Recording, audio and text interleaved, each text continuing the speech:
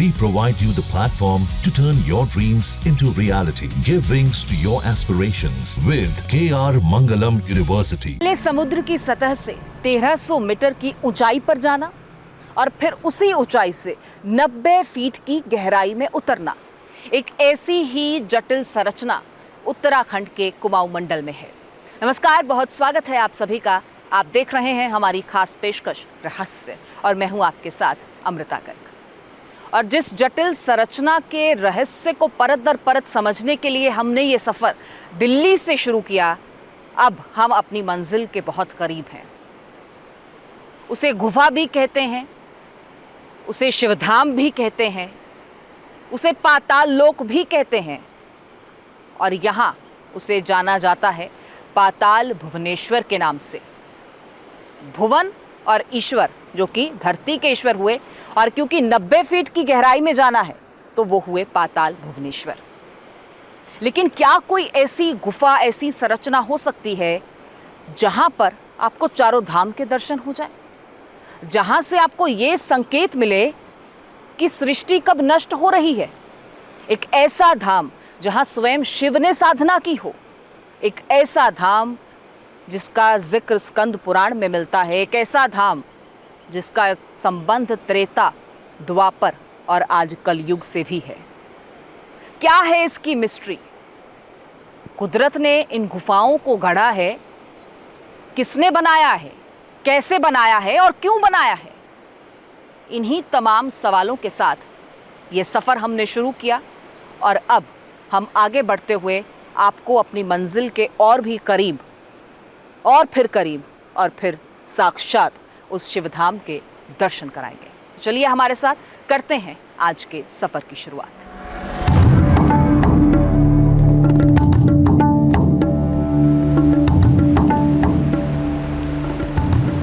ये देवभूमि है, उत्तराखंड की एक ऐसी पवित्र धरती जहां ऐसे कई स्थान हैं जो अपने पौराणिक इतिहास, प्राकृतिक सुंदरता और धार्मिक पहचान के लिए जाने जाते हैं।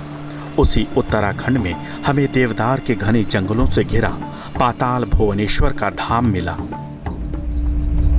इस धाम तक पहुंचने के लिए हमारी टीम पिथौरागढ़ से लगभग 91 किलोमीटर का सफर तय करके गंगोली हाट तक पहुंची और गंगोली हाट से महज 14 किलोमीटर आगे बढ़ने पर वो दिव्य धाम मिल जाता है जो खुद में कई रहस्य समेटे हुए है।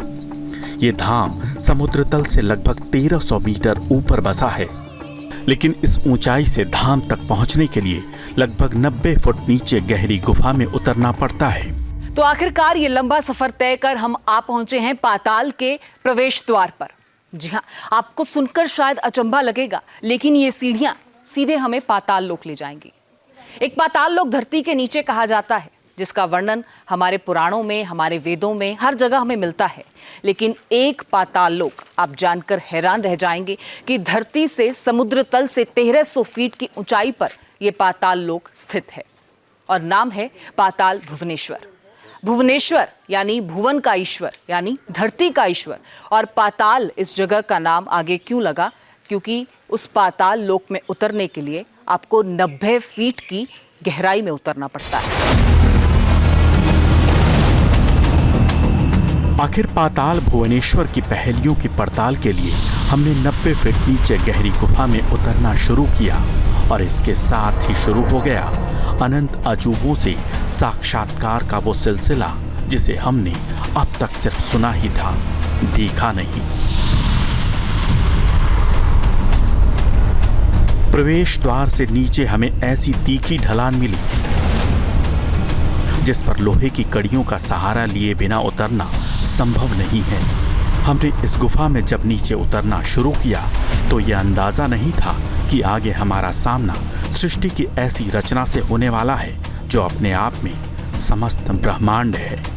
लेकिन उस रचना तक पहुंचने से पहले कदम कदम पर प्रकृति हमारा इम्तिहान ले रही थी। कि यहाँ से अब सीढ़ियाँ खत्म हो गई हैं।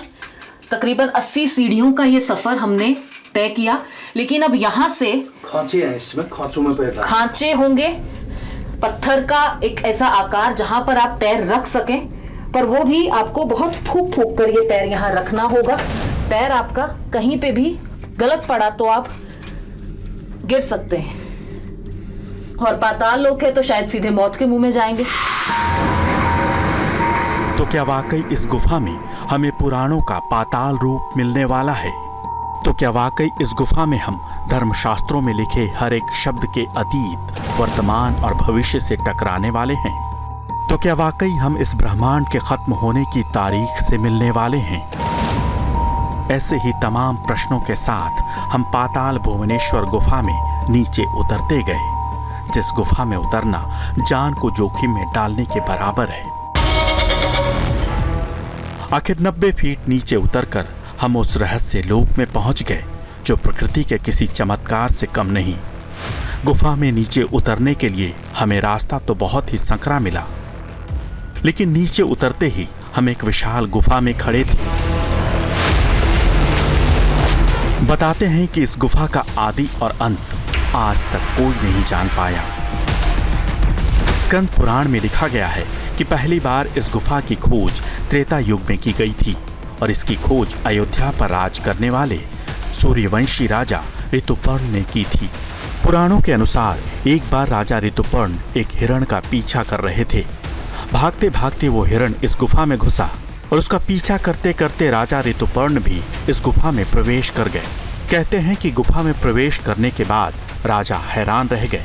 उन्हें यहाँ महादेव सहित 33 कोटि देवी देवताओं के साक्षात दर्शन हुए, जबकि एक और कथा कहती है कि ये सिर्फ संयोग नहीं था, बल्कि खुद शेषनाग ने राजा ऋतुपर्ण को ये गुफा दिखाई थी।